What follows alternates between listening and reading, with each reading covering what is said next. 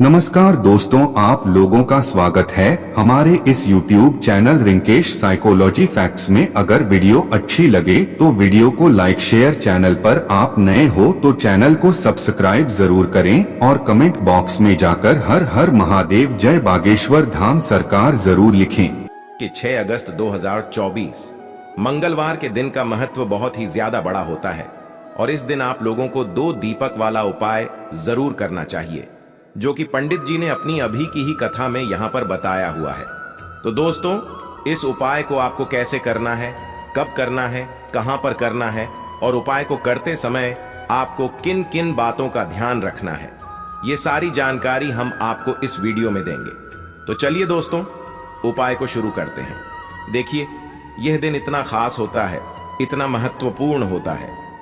देखा गया है कभी कभी बड़े बड़े पूजा पाठ अनुष्ठान से जो मनोकामना पूर्ण नहीं होती है, वह 6 अगस्त मंगलवार के दिन एक छोटे से उपाय करने से ही आपकी मनोकामना पूर्ण हो जाती, क्योंकि सावन मंगलवार के दिन हनुमान जी बहुत आसानी से प्रसन्न हो जाते हैं। तो आइए अब हम समझते हैं कि इस 2 दीपक वाला उपाय को आपको करना कैसे है और इस उपाय को करने का जो समय है वह क्या है। तो देखिए, इस मंगलवार दिन किए जाने वाले यह 2 दीपक वाला उपाय जो उपाय है, यह मुख्य रूप से सुबह के समय होगा। किस समय होगा? सुबह के समय होगा। आपको कोशिश यही करनी है कि सुबह के समय हम इस 2 दीपक वाला उपाय को कर लें। पर किसी कारणवश अगर आप सुबह इस उपाय को न कर पाओ, आपको कहीं काम से जाना हो या किसी और काम की वजह से आप उपाय को न कर पाओ, तो आपके पास फिर दूसरा मौका रहेगा, जो कि शाम के समय का रहेगा, प्रदोष काल का रहेगा, क्योंकि सावन मंगलवार का दिन है। यह दिन बहुत ही कम आता है पूरे साल भर में, इसलिए जब आपको मौका मिल जाए, जब आप इस उपाय को जरूर कर लेना। कोई भी उपाय हो, आप कभी भी कर सकते हो। आने वाले मंगलवार को बस कोशिश करना कि समय के थोड़ा मतलब अंतर्गत ही कर लो, पर किसी कारण वश अगर ना कर पाओ तो फिर आप थोड़ा देरी से भी कर सकते हो। आपको उपाय का फल जरूर मिलेगा। गुरु जी के अनुसार अगर इस दिन हम लोग विशेष दीप दान करते हैं, लंबी रुई की बत्ती के दीपक का दान करते हैं या फिर गोल रुई की बत्ती के दीपक का दान करते हैं, तो हमारे जीवन में जो कर्ज है वह समाप्त होता है। धन धान्य प्राप्ति के नए नए मार्ग बनते हैं, धन आवक होती है। कहीं ना कहीं से हमें हनुमान जी की अनन्य कृपा प्राप्त होती है। हमारे घर का सारा दुर्भाग्य समाप्त होता है और हमें सुख समृद्धि की प्राप्ति होती है। तो चलिए जानते हैं इन विशेष उपायों के बारे में। लेकिन उससे पहले एक प्रार्थना, अगर आप चैनल पर नए हैं तो कृपया चैनल को सब्सक्राइब अवश्य कर लें। देखिए, यह मंगलवार हम सभी के लिए बहुत मायने रखता है, क्योंकि यह साल की सबसे बड़ा मंगलवार है। आप सभी जानते हैं कि मंगलवार में दीपदान का बहुत ज्यादा महत्व होता है। यह दीपदान अगर हम लोग हनुमान जी के सामने करते हैं या भगवान भोलेनाथ के सामने करते हैं या फिर माता तुलसी के सामने करते हैं, तो हमारी ऐसी कोई मनोकामना नहीं जो भगवान की कृपा से परिपूर्ण नहीं की जा सकती। इसलिए आपको इस विशेष दिन में दीपदान जरूर करना है और एक विशेष प्रकार से दीपदान करना है। यही दीपदान आपकी सारी मनोकामनाओं को परिपूर्ण करेगा। तो चलिए जानते हैं पूज्य गुरु जी द्वारा बताए गए सबसे पहले उपाय के बारे में। इस उपाय के लिए आपको 2 दीपक ले लेने हैं। एक तो गोल रुई की बत्ती का दीपक आपको लेना है और एक लंबी रुई की बत्ती का दीपक लेना है। दोनों ही दीपक आप चाहे तो मिट्टी की इस्तेमाल कर सकते हैं या फिर अपने घर पर शुद्ध आटा मारकर, बिना नमक वाला आटा मारकर उसका दीपक बनाना चाहते हैं तो वह दीपक भी आप बनाकर उसका इस्तेमाल कर सकते हैं। जो आप गोल बत्ती वाला दीपक लगाएंगे उसमें रुई की बत्ती लगाएंगे और जो लंबी बत्ती वाला दीपक होगा उसमें आप मौली के धागे का प्रयोग करेंगे। देखिए, दोनों दीपकों वाला यह उपाय बहुत ही विशेष है, इसलिए आप बहुत ही ध्यान से समझिए। इसी के साथ आपको ले लेने हैं 11 काले तिल के दाने और 1 चुटकी हल्दी, 1 चुटकी शुद्ध पिसी हुई हल्दी ले लीजिए। अब यह दोनों सामग्री लेकर आप पहुंच जाइए तुलसी जी के पौधे के सामने। यह उपाय आप सूर्यास्त के बाद किसी भी समय कर सकते हैं। पूरे दिन शुभ मुहूर्त पड़ रहा है, इसलिए आप शाम के समय या रात में किसी भी समय इस उपाय को कर सकते हैं, लेकिन इस उपाय को जरूर करिएगा।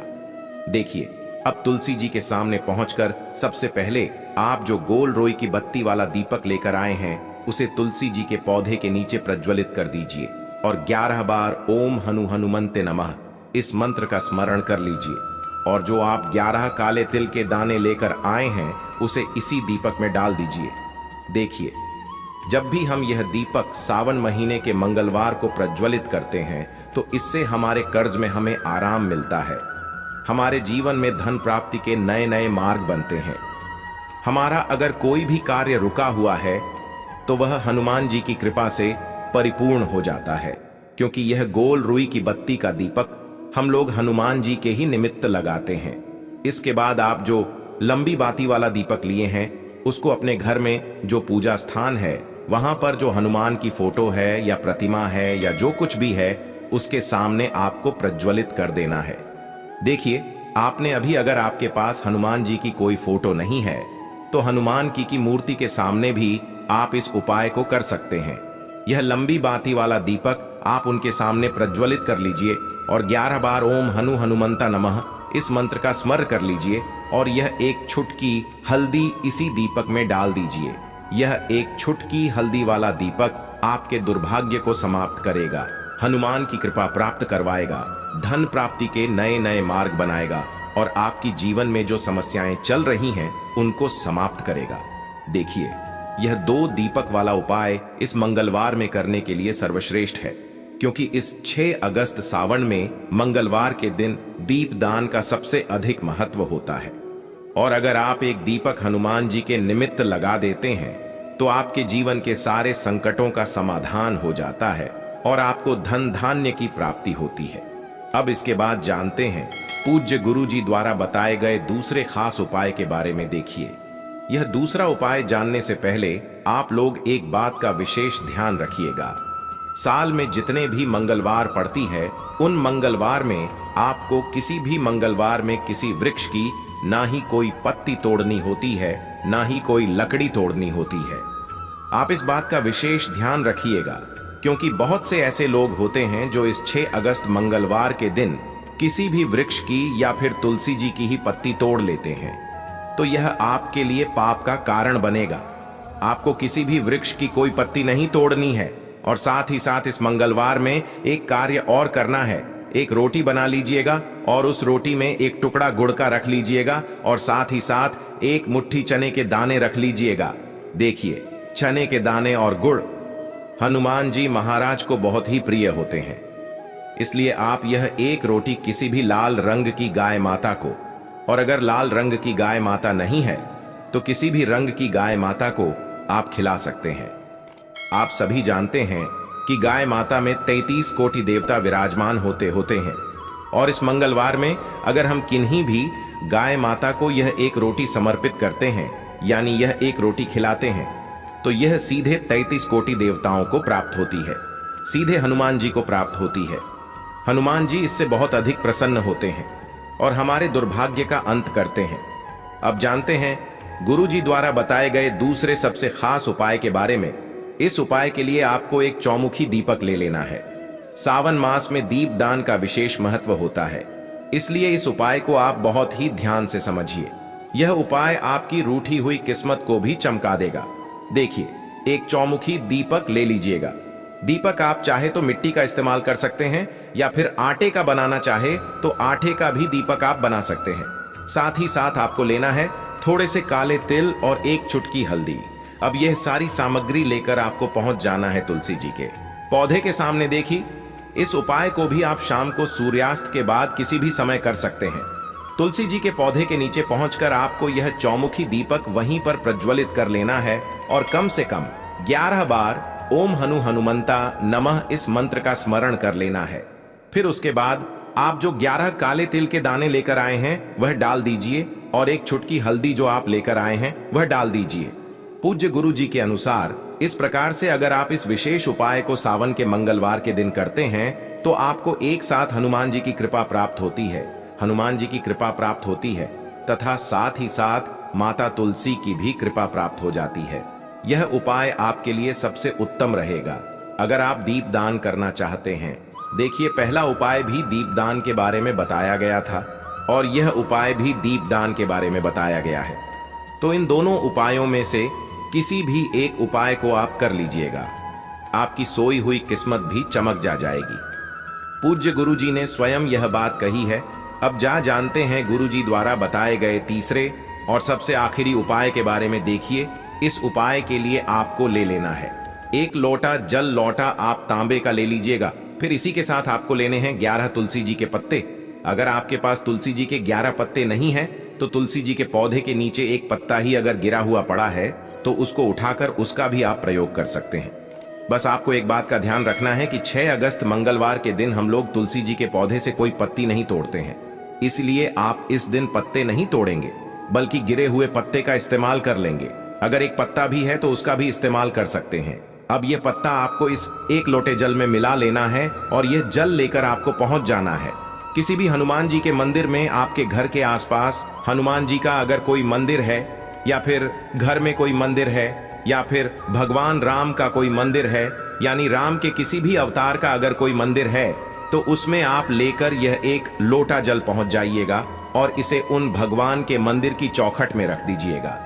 यह जल आपको समर्पित नहीं करना है, अर्पित नहीं करना है, सिर्फ और सिर्फ उस मंदिर की चौखट में रख दीजिएगा और 11 बार ओम हनुमंता नमः इस मंत्र का स्मरण करते हुए आपकी जो भी मनोकामना हो, चाहे धन प्राप्ति से संबंधित हो या फिर आप अपने बिजनेस में तरक्की प्राप्त करना चाहते हैं या फिर आप बहुत समय से मेहनत कर रहे हैं, प्रयास कर रहे हैं लेकिन नौकरी नहीं प्राप्त कर पा रहे हैं, या फिर आप अपने विवाह के लिए यह उपाय कर रहे हैं या फिर आप अपने घर के लिए यह उपाय कर रहे हैं, किसी भी प्रकार की आपकी मनोकामना है तो उस मनोकामना को पूर्ण करने के लिए हनुमान जी से प्रार्थना कर लीजिए और फिर यह 1 लोटा जल ले जाकर आपको पहुंच जाना है किसी भी पीपल के वृक्ष के नीचे या फिर केले के वृक्ष के नीचे या फिर शमी के वृक्ष के नीचे और या फिर आंवले के वृक्ष के नीचे। इन चारों वृक्ष में से जो भी वृक्ष आपके घर के आसपास हो, देखिए सबसे उत्तम होगा अगर आपके घर के आसपास आंवले का वृक्ष हो या फिर केले का वृक्ष हो, क्योंकि मंगलवार के दिन इन दोनों वृक्षों में हनुमान जी का वास होता है और साथ ही साथ पीपल के वृक्ष में भी वास होता है। तो अगर इन 3 वृक्षों के नीचे आप यह जल अर्पित कर देते हैं तो हनुमान जी आपसे बहुत ही जल्द प्रसन्न हो जाते हैं। देखिए, आपको तीनों वृक्षों में या चारों वृक्षों में जल अर्पित नहीं करना है। इन चारों में से किसी भी एक वृक्ष के नीचे इस जल को अर्पित करते जाइए और लगातार ओम हनुमंता नमः इस मंत्र का स्मरण करते जा और अपनी मनोकामना फिर से दोहरा दीजिए जो अभी आपने मनोकामना बोली है। पूज्य गुरु जी ने कहा,